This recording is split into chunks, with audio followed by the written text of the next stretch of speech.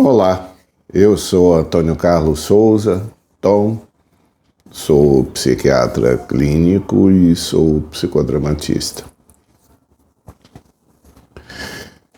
Eu não sei falar chinês nem sei ler chinês, mas já li, já escutei que chinês é uma língua muito difícil de ser traduzida, porque as nuances das palavras, a entonação de voz muda completamente o sentido das palavras. A mera acentuação, muito mais do que em português, que muitas vezes coco e cocô é só uma questão de acentuação. Mas, muito mais do que no português e em outras línguas, o chinês ele tem modulações de voz que fazem com que os sentidos mudem inteiramente. Daí porque fazer poesia em chinês, como em japonês também, mas em chinês particularmente, as nuances vão desde o ideograma, desde a escrita que compõe a poética, como também as entonações com que são faladas as palavras.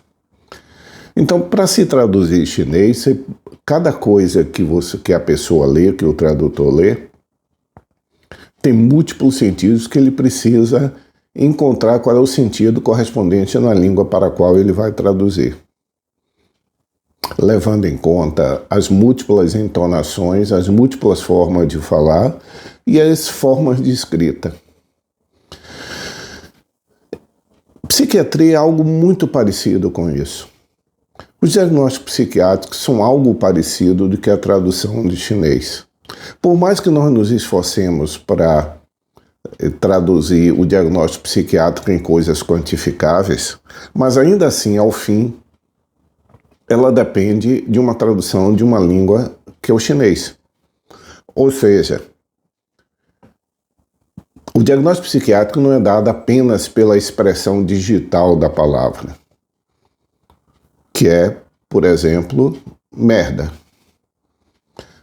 Essa palavra única, dita dessa forma, escrita dessa forma digitalmente, ela tem um sentido muito restrito.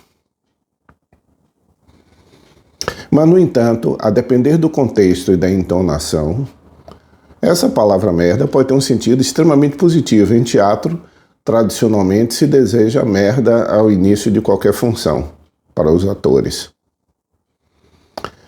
O contexto é de um começo, a entonação é vitoriosa, é de estímulo. Portanto, para se escutar o que uma pessoa fala, para que nós diagnostiquemos, nós temos que avançar muito mais do que a mera expressão digital da palavra, que é a expressão analógica. Chinês é uma língua totalmente analógica. Ou seja, você não pode traduzir literalmente o chinês. Você tem que compreender como ele é pronunciado para saber. A linguagem humana é assim, a linguagem do dia a dia, não a linguagem técnica do texto técnico, que é totalmente digital, ele só admite uma interpretação.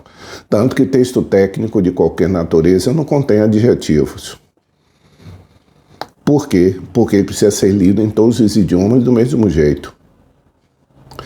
Enquanto que na linguagem oral, a linguagem é totalmente analógica. Então, como essa é a primeira expressão merda, merda pode ser exclamação de simplesmente um acidente, merda. Pode ser um ato ofensivo, você é um merda. Pode ser uma atitude de estímulo, de vitoriosa, que é o que acontece no teatro, né? Merda! A mera entonação e o contexto modificam o sentido. Todos os diagnósticos psiquiátricos dependem, no fim, dessa tradução de uma língua analógica, que é a língua oral, e a linguagem oral e a expressão corporal. Então, soa completamente diferente eu dizer eu amo ou eu amo. Para quem escuta, essas duas frases têm conotações diferentes.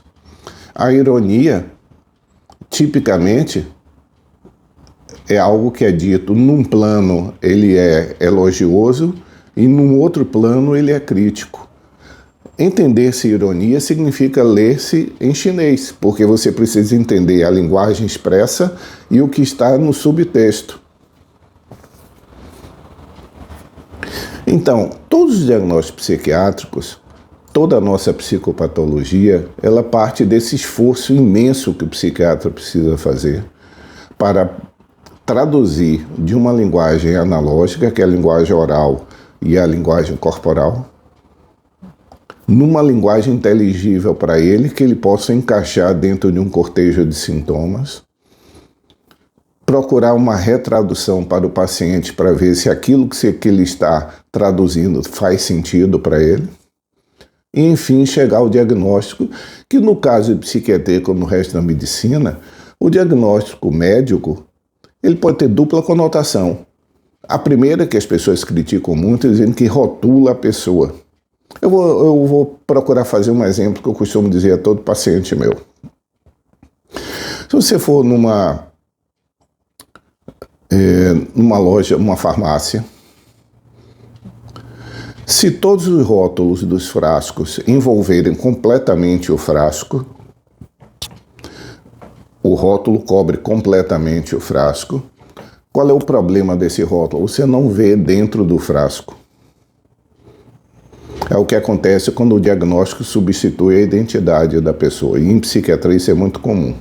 O indivíduo deixa de ser uma pessoa para ser o esquizofrênico, o autista, o ansioso, o violento, o explosivo, o histérico. Então, nesse caso, o rótulo envolveu completamente o frasco e nós não podemos olhar para dentro do frasco.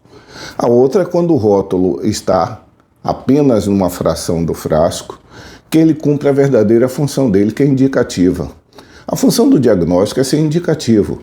É um mapa que o profissional desenha para organizar o pensamento dele, para traduzir num esforço terapêutico para o paciente. Se nós usarmos o rótulo para cobrir completamente o frasco, ele está deixando de ter a função dele para ter uma função substitutiva, você só vê o rótulo. E em psiquiatria esse é o maior cuidado que nós precisamos ter. Porque, regra geral, o nosso diagnóstico substitui a identidade do indivíduo. Ele se incorpora à identidade e a substitui. Dificilmente um paciente clínico vai ter sua identidade substituída pelo diagnóstico clínico. Aquele é o hipertenso. Ninguém aponta para uma pessoa na rua para dizer aquele é o hipertenso. Mas os diagnósticos psiquiátricos todos viram indicativos de identidade. Ali vai o demente, ali vai o esquizofrênico, ali vai o psicótico, ali vai o neurótico, ali vai o ansioso, ali vai o depressivo. Então, esse cuidado é o cuidado do diagnóstico. Por isso que a tradução dessa língua analógica, que é a linguagem oral e a linguagem corporal, ela precisa ser refinada, e o diagnóstico psiquiátrico é sempre algo, não ao contrário do que as pessoas pensam. Quem vai ao psiquiatra não é apenas um indivíduo que come merda, bate na mãe e rasga dinheiro, como era uma caricatura antiga, mas atual. Não é tão simples assim. Se nós pensarmos a psiquiatria, o exercício do diagnóstico psiquiátrico como uma tradução, como um tradutor de chinês, que precisa conhecer profundamente a língua, que é uma língua diferente da sua, e que você precisa ter certeza se todas as nuances você está conseguindo alcançar. Muito provavelmente um tradutor de chinês leva muito mais tempo para traduzir do que um tradutor de inglês. Como provavelmente a consulta psiquiátrica, o diagnóstico psiquiátrico pode demorar mais tempo do que um diagnóstico clínico, porque as línguas são diferentes. Nesse caso, essa tradução leva muitas e muitas vezes nós temos que entendermos como o paciente fala. Porque como todos os nossos termos, como eu insisto aqui, todos os nossos termos psiquiátricos, todos, com exceção da psicopatologia e do psiquiátrica, todos já entraram na linguagem do dia a dia, é muito difícil eu ouvir uma palavra sem entender. Eu preciso entender para poder escutar, porque, e é isso que é o tema que eu quero trazer hoje, a palavra ansiedade substitui tantas coisas em psiquiatria que simplesmente a pessoa dizer eu estou ansioso pode não significar nada para o psiquiatra. Ele precisa entender qual é o contexto que ele está usando essa palavra. Frequentemente as pessoas usam a palavra ansiedade no sentido desejoso. Aí eu estou ansioso para que chegue meu aniversário. Isso não é ansiedade, isso é expectativa e desejo. A ansiedade sempre tem uma conotação pesada. Ela é uma apreensão, uma sensação de apreensão. É um temor diante de um futuro interrogado, mas que tem uma tonalidade negativa. É um si que tem uma tonalidade negativa. Portanto, a palavra ansiedade deveria ser reservada para aqueles estados de expectação que se traduzem por muito peso, muita apreensão, muito temor em relação ao futuro.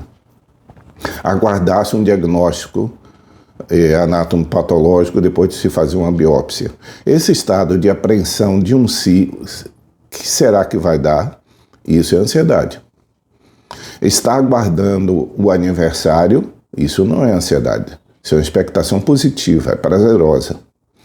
Então a ansiedade sempre tem essa conotação. Mas tem dois outros aspectos em psiquiatria que muitas vezes se confundem e, para pior, é possível que esses três diagnósticos podem ocorrer, essas três situações podem acontecer na mesma pessoa. Um é o lado hiperativo ou desatento da pessoa que tenha TDAH. O outro é o estado do paciente que tem transtorno bipolar e que está no estado hipomaníaco. Se nós considerarmos apenas uma frase, ou seja, só a frase digital, digo, eu penso muito, qualquer um dos três poderia acontecer, poderia ser o responsável.